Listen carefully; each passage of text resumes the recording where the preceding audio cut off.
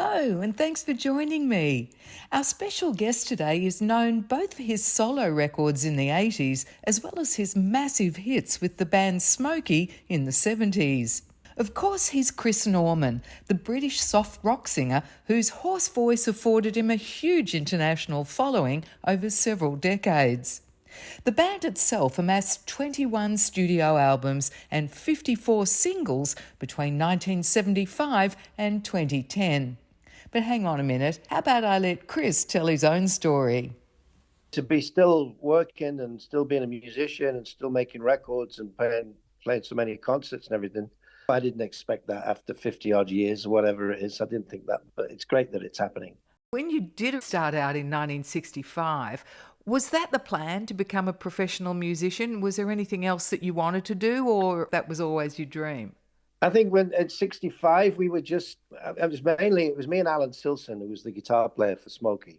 And we were the two friends who both got guitars at the same time. We both came back from a Christmas holiday and we'd both been given a guitar for Christmas. So it was fun, you know, it was just something that we really loved and we just did it for fun. We didn't start off thinking this is going to be our career and our lives from now on. We just did it for fun. And we had a lot of fun just showing each other this is a chord, you know, this chord and everything else, and singing in harmony together, which we did from the beginning. And then it just went on and until finally we had the group together and we went professional in 1968. And I think then we maybe started to think maybe we can do this sort of seriously, you know? Yeah. So we tried to do it seriously and we spent the next few years playing all over the length and breadth of the UK and playing every kind of venue you can think of, you know, clubs and pubs and dance halls and wherever we played, you know.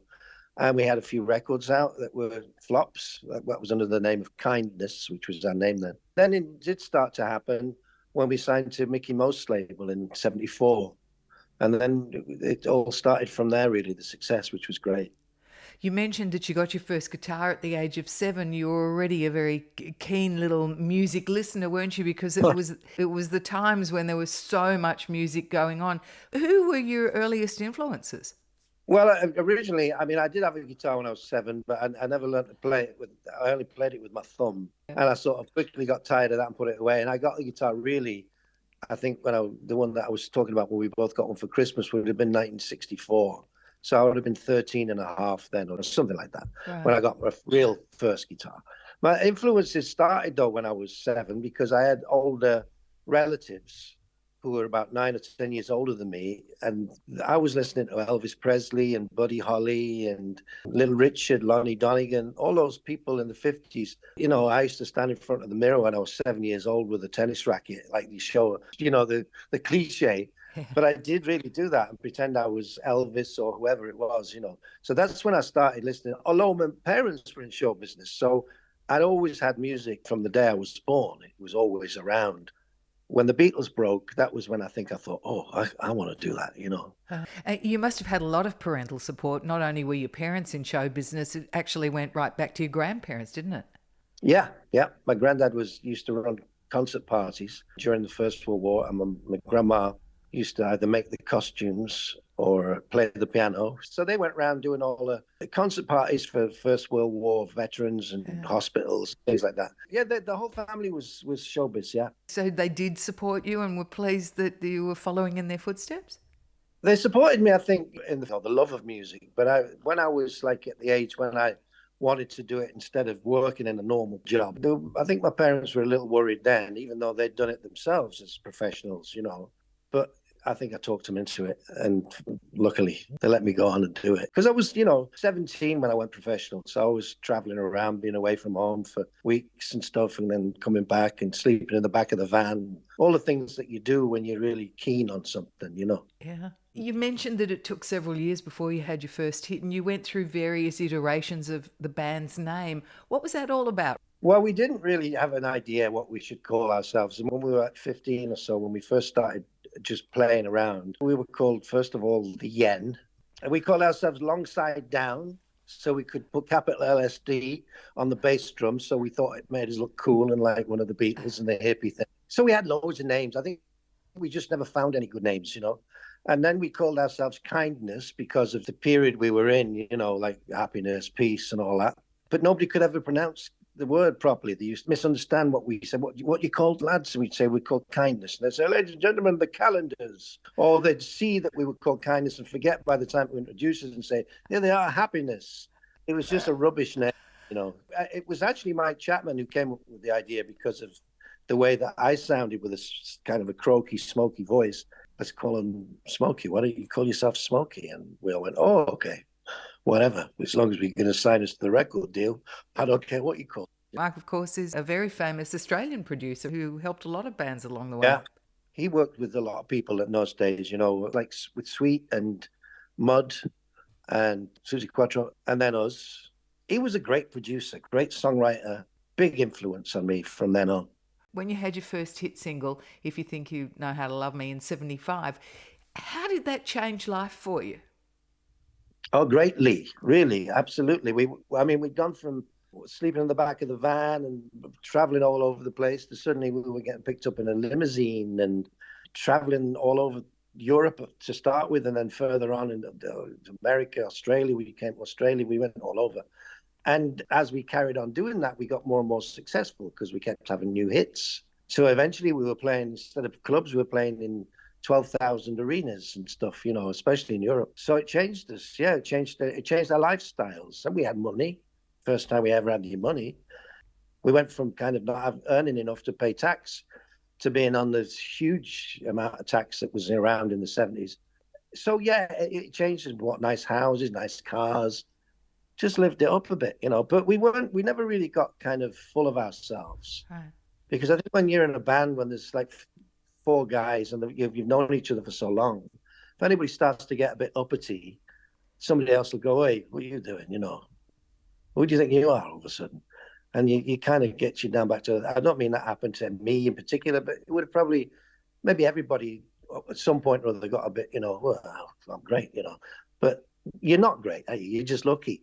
And that's what we were. And I still can't bear it when I see some new rock star, or not even a new one, an old one who talks about themselves as if there's some sort of special human being. And I'm usually shouting at the TV, where the hell did you come from? Don't you remember? God's sake. So, you know, the guys I like, the people I've met in my career, you know, other artists, the ones I like are the ones that are down to earth. And I think we all kept that in mind when we were, whatever was happening to us, don't get too full of it. Well done you. And I guess as part of that, you would have been sensible with all of this newfound wealth around you too. Well, I think we all had our moments.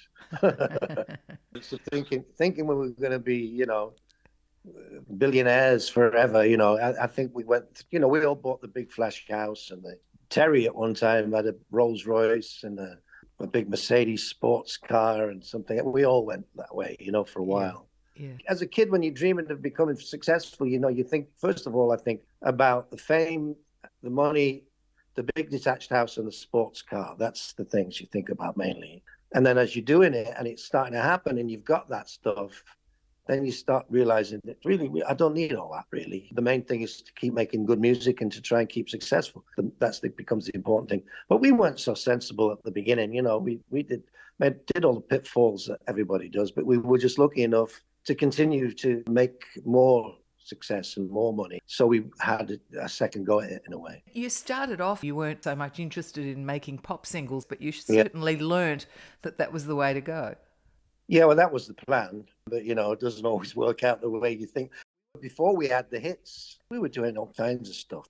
I would sort of describe us like, if you can imagine somebody like Creedence Clearwater with that electric guitar sound, but with the harmonies of Crosby, Stills and Nash. That's kind of what we were. And that's where we thought we were going, like that, or the Eagles or something like that. And we carried on going for that until I think the first time we really sort of went away from that was when we did On Midnight, which was kind of really engineered to sort of be excited with the European audience. And then we recorded Live Next Door to Alice not long after that. And of course that we all know what happened to that. That put us on the thing. That's what they are, that kind of group. It was starting to be the time of the glam rockers, and you weren't interested in being part of that sort of set, were you? No, The glam rock thing started, I guess, while we were still playing around doing the dance halls and the clubs and the pubs and everything. And we went through a little period where we sort of put white makeup on and glitter on our face for a couple of months or so. And then we thought, I hate this, you know. So we stopped doing that and started to wear what we would normally wear, like denim shirts and jeans and stuff. And then that was what we became. As I say, we were trying to be like the UK's version of Crosby, Stills and Nash or the Eagles. And Chris Norman, where did you get that voice from? You've named the band Smokie after that voice. Was it a raspy voice because you smoked cigarettes, or is that just what God graced you with? Maybe. Oh, both. Maybe it could have been that. I think really what it was I actually had a pretty clear and pure voice. When I was like 11 years old, I was a soloist in the church choir. And when I started with the band, we were doing cover things by the Beatles and people like that. So I was sort of going for a sort of a cross between a John Lennon and a Paul McCartney voice. And that's what it was like. But the more I got into playing in pubs and clubs and really screeching and doing Little Richard songs and screaming at the top of my lungs, I think that and just wearing my voice out, it kind of breaks it, you know. After a few years of doing that, I found that I had this kind of little croaky thing in my voice. So when I sang soft, it still had this kind of husky thing in it. And as it turned out, it was by accident, really. But it turned out that's what people liked about us, or one of the things. So it was good that I did do all that screaming, really. Were you bad boys at the time? Oh, of course, yeah. Yeah, you wouldn't be anything else, would you? And, you know, you're in a band, you're going around, there's lots of drink, drugs, all the rest of it. You know, we weren't sitting on the corner sort of on our own and saying, we don't want to do that. We were saying, where is it? Go on then. I can't imagine any band from that period that didn't get involved in some of that stuff. Luckily, the members of Smokie all survived their hedonistic ways and went on to release a string of more than 15 hit singles through the 70s and 80s, many of them co-written by the team of Nicky Chin and Mike Chapman.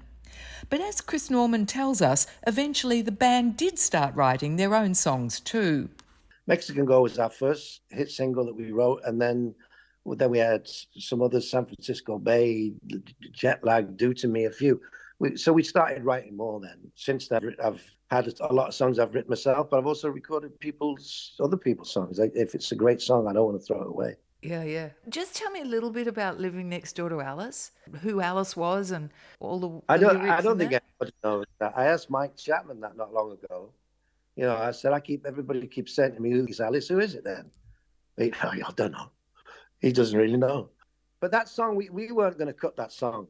That song had been out already about 3-4 years earlier with New World, Australian group. And they'd made a version of Living Next Door to Alice with Mickey Mouse producing it. It didn't make it. They had a few big hits, New World in England. I don't know about in Australia. But Alice didn't make it for them. When we were like recording, and it was in a recording session, in LA, we were recording, I think it was Midnight Cafe album, maybe the third album.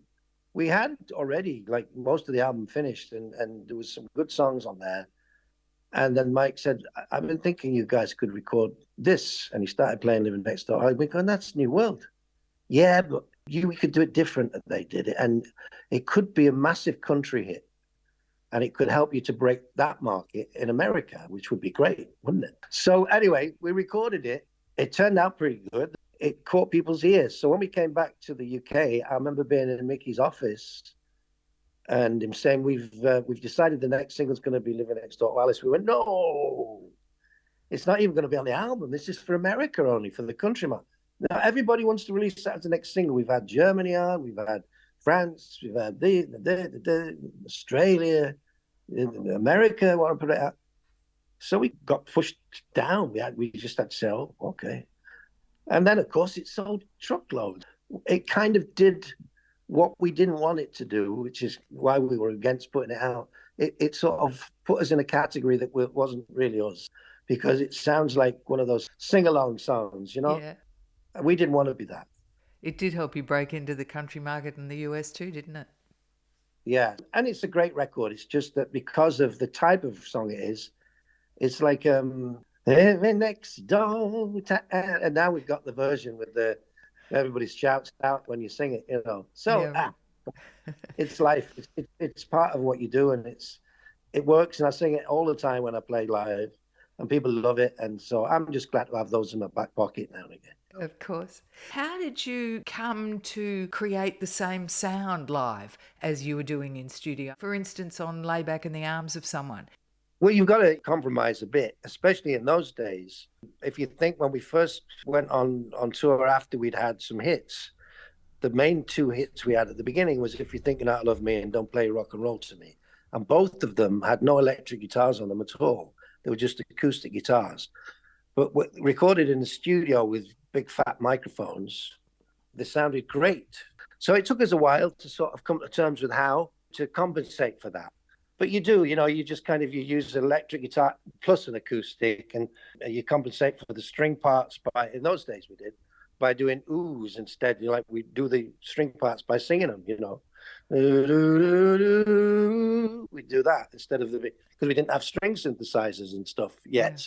But later on, as we went on, it became easier because they invented string and synthesizers. They had electric acoustic guitars that sounded great. So it became easier. Now it's simple. When I go on stage now, I can make any record sound like it on stage as close as you can think of, really. It just comes together. Chris Norman, tell me about coming together with Suzi Quatro and doing that massive hit, Stumbling In. How did that come up for you, and what was this first taste of success like outside of the group Smokie? Well, it was by accident, really. Smokie were in Germany at an awards ceremony. We were getting an award. And Suzi and her band and Mike were in EMI Studios in Cologne. And this award thing was in Cologne too. So of course they came to say hello and came backstage afterwards. It was an after show party. And there was a band that had been booked, like, a local band had been booked. So there was a lot of group equipment, drums and everything in the corner of this room where we were all, who was there? Everybody of the day, Bonnie Tyler was there, remember that? People of that era, were there. So when we all had a few drinks, we started to get up and sing and play. And me and Suzi got up and sang, I think Long Tall Sally, it was, an old rock and roll song. I think it was that. And when we sat down again, and Mike said, you two look great up there together. We should do something. And it just so happens I've got this song I've been writing called Stumbling In. Oh, we said, great. All right. And he said to me, what would you feel like coming into the studio? We're in the studio. I was going, we would finish. We'd been touring and I was going home the next day. But I stayed and I went into the studio on their session, Suzi's session, and we just took a couple of days, I think, and put the track down. I played acoustic 12-string and with her band. We put the track down for the two songs we did, which was Stumbling In, and the B-side, which was Stranger With You, which was a great song, by the way. I actually like that better than Stumbling In. But anyway, never mind. So we did it. And then we just, when we got the track down, we stood on one mic, both of us together, me and Suzi. There was none of this phoning it in or I'll send you the files. Yeah, right. It wasn't like that. We stood on one mic and the song started and we sang it. And we did maybe 2 or 3 takes and we said, okay, that's it. We've done it. And then the next day, I think I went home. That was it. And then I went back to touring with Smokie, whatever we were doing. And the record came out and started to get a lot of interest until in the end, it became a big hit. And there's something to be said for standing in the studio with somebody, because the chemistry that you have with someone is so important, isn't it? Yeah, it is. And also, I think you're kind of encouraging the other one while you're doing the vocal. And you're also competing. I want to get this next line really good. You've got that sort of thing where you're looking into each other's eyes. And when you're singing, you were so young. And she sings, I was so free. And then she sings, I may have been young, but baby, that's not what... You're singing it to each other, Yeah. So it's a completely different feeling. I'm interested to hear you say that after coming off stage and there's this after party, what singers, musicians do is just get back up and start singing again together. You haven't had enough after a couple of hours on stage. You're up there doing it again. That was in those days. I wouldn't do it now. These days, off to bed with a cup of cocoa. Thank you very much. Doesn't life change for you, huh? Yeah. Lots of lifestyle modifications for you. Things like, no more smoking, exercising more, a healthy diet perhaps now where you wouldn't have given a hoot about it then? I still don't give a hoot about my diet. I still, if somebody puts a plate of bacon and egg and chips in front of me, I'll eat them straight away, no argument. But yeah, the health thing, not drinking and stuff, you can't do it. I can't. The hangovers I used to get, and I think back to the 70s, and I'd get up with, oh God, and then an hour later I was rushing around like a fresh young man. Yeah. And these days, if I wake up with that kind of a hangover, it takes me 4 days to be able to even walk. Hey, why did you leave Smokie in the 80s? It's really a very long story, but I'll shorten it as best as I can. By about 1982, we were all fed up of being in Smokie. So we kind of stopped. We made a couple of albums and didn't do anything else. So for 3 years, we kind of already stopped. Nobody left. We just stopped. And we just all did our own thing. I did some solo stuff then. I made a couple of records around 82, 83. Terry went off to San Francisco and joined a heavy rock band. I forget who it was. Alan was doing some other stuff. Me and Pete were producing. We did a lot of producing. We appeared with Agneta on an album. We did stuff on there, Donovan's album. So we were all doing stuff, but we weren't doing stuff as a band anymore. That was up to about, say, 83-ish. Then 85 came along, and there was a big fire disaster at the Bradford football ground, the town where we all came from. And we were asked to form and do a charity show. We did that. And then everybody was ringing us up, agents, well, we want to tour here, tour there. And we were going, well, we kind of don't want to do that anymore. But then we kind of got together and said, well, it might be all right. We can do a bit of touring. We won't be on the same level as we were, but we can see how it goes. Me, Alan, Terry, and them went off and did a tour of Germany, did a tour of Australia. And while I was doing that, I got invited to record this song for a TV movie called Midnight Lady. And I did. And it became number one. And suddenly I was being asked to tour. I can't promote this record. I was doing TV shows everywhere. And then I was coming back and doing tours with Smokie. Then I was being asked to do tours on my own. I did a couple. I thought, I'm not going home anymore. I don't see anybody. So I had to make a decision that is Smokie worth giving up this solo thing, which I've been kind of wanting to do really anyway, to go back to that, or is it a spent force for me? I think it is. So I stopped. And I just told him, I've got to follow this now. I don't think the Smokie thing's not going anywhere anyway. So I just left. And so Chris Norman's highly successful solo career was born in 1986 with his second album, Some Hearts Are Diamonds. In the decades that followed, Chris proved himself to be quite prolific, delivering a new studio album every 2 or 3 years and maintaining a large fan base in Germany where his chart success continued well into the 2000s. Surprisingly, during all of this success, he managed to keep his family intact. You got to remember that when we first met, me and Linda, I was 19 when I got married, and she knew what I was doing. I met her while I was touring in Scotland with Kindness, as it was. She also knew that when I came home, I never went out socially. I always figured that being in a band was like my social life in a way. And the only time I ever went out was if we both went out together.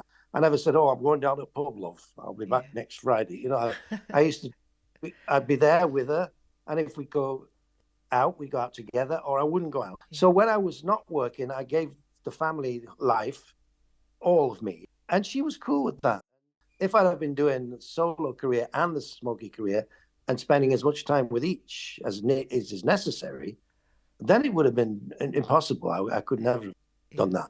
Chris found himself hitting the charts again in 2004 with this top 10 single, Amazing. You're writing more and more these days. In 2020, you released a new album called Just a Man, and that was Mike Chapman again. And the latest album that you've got out called Junction 55, I love the title because that reflects the fact that it's been 55 years since you turned pro, is a collection of 12 songs. Tell us a little bit about Junction 55 because it really does sound fabulous. To be honest, I think it is fabulous. I don't want to sound like arrogant or anything, but it's my favourite album that I've done. This is the first album I've ever recorded where I listen to every song. Every song is like a winner. I don't normally feel like that, but I do with this. So I'm very, very happy with it. And whether it sells or whether it's successful or not, doesn't matter. I think it's my favourite album I've ever recorded. I just started writing, came up with a couple of songs, and then I started to dig into other things like Pete Spencer. Came up with a couple of little tunes which were great. And he had a great first couple of lines for a song called Tell Us She Can and another one called Tears Will Fall. And I loved both of those songs, so we finished them up. The same with Mike Chapman. I had a song called Devil in Your Heart, which I'd written with him back when we were doing Just a Man album, but we never finished it in time to get it on the album. So it was just waiting. So I finished that up.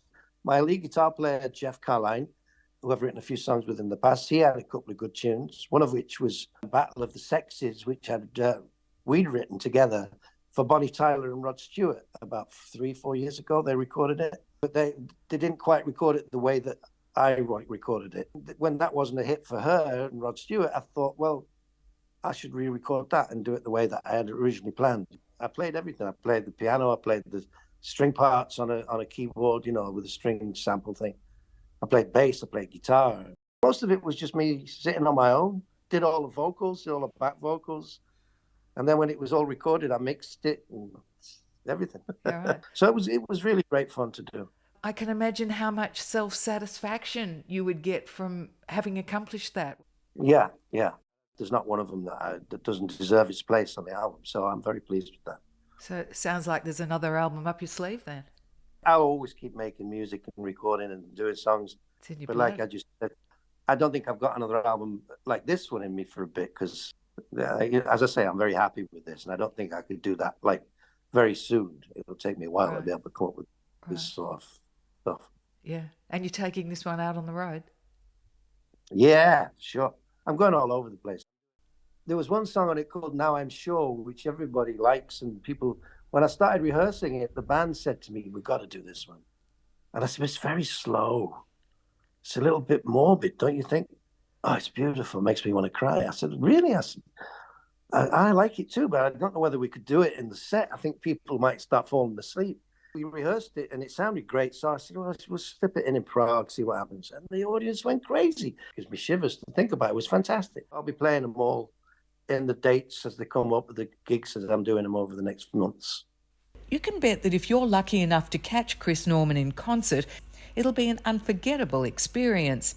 But don't be fooled. Chris tours as Chris Norman, not as Smokie these days, even though he does perform many of the old Smokie hits. Yeah, because Chris Norman became famous when the solo career started. The name Chris Norman, my name, became famous throughout Europe. But when I come to places that I didn't have record releases and didn't have hits like I did, then they only remember me from Smokie, which is fine because I do the Smokie stuff as well. But tour promoters want a name that everybody knows, so they'll sell tickets. Quite of course. What about in the US? Does the US know Smokie? The US was never a big market for us. I had the big success there with Suzi, and we had a couple of hits there in the 70s. But I think we had the wrong name because, Mike Chapman tells a story about Nicky Chin having upset somebody in the radio industry there, and they wouldn't play us because of that. I don't know if that's true. I always believed it was because of the name, because when we first came out, obviously as Smokie, it was spelled EY originally. We had a lot of trouble when our first album was released from Smokey Robinson's people and Tamla Motown, because Smokey Robinson's known as Smokie in America. So they're going, what the hell's this? Who's this Smokie? There's only one Smokie. We actually just avoided a court case with them by changing the spelling of the name to IE and then put the records out as Smokie with IE. But as far as I think the media was concerned, the radio was concerned, I think they sort of turned their back on this a little bit because they thought, who the hell do these English upstarts think they are? There's only one Smokie. And I have a feeling that's why we didn't get played so much, because the songs were tailor-made for America, Even without the massive promotion there, we still managed. And the other thing that makes me think that is the first record we put out that wasn't under the name Smokie was Stumbling In. And it went to number 2. So that kind of tells its own story, I think. So Smokie were never really big in America, and we never really toured that. Rest assured they could have never pronounced kindness either. We should have called ourselves Kindness, yeah. I don't think the Smokies. I always thought we should have called ourselves the Smokies. Like Blondie, because people used to call us the Smokies, and Blondie, they used to call them the Blondies sometimes, with Debbie Harry and them. So, yeah, we could have been the Smokies. Do you regret that? Yes, a little bit, yeah. But partly it's my own fault because when Stumbling In was a big hit there, Suzi and I were asked to go over and do some promotion, and I was in the middle of touring and stuff. And I said, no, no, I can't be doing that. I'm already away for 4 months or something. So I didn't go. She always reminds me of that, by the way, still. But it would have made a big difference. She's absolutely right. It would have made a big difference. And for me, I would have been a lot more well known then, and probably who knows where it would have gone. But so it's my own fault not going. But yeah, I regret it, but it's too late now. Yeah, you've done pretty well without it, though. Suffice to say, there are I not did too all right. many that have done quite as well. Doing all right. Yeah, exactly. Chris Norman, thank you so much for your time. You've been awfully generous. And congratulations with this latest album. I know there's lots more to come from you, and we can't wait for it. You sound awesome, and you're just getting better and better with age. How lucky are you? Thank you very much. Very nice to talk to you. You too, Chris. Thanks so much for your time. Bye-bye. Bye-bye. Bye now. He does sound fabulous still, doesn't he? Having released more than 50 singles and over 30 albums, Chris has sold in excess of 30 million records. Today he lives on the Isle of Man in the Irish Sea, where he's been happily married to his wife Linda for more than 50 years. The couple has 5 children and 4 grandchildren. Thanks for joining me today. I hope you've enjoyed the Chris Norman and Smokie story. Can I count on you again same time next week? I hope so. Take care until then, won't you? Bye now.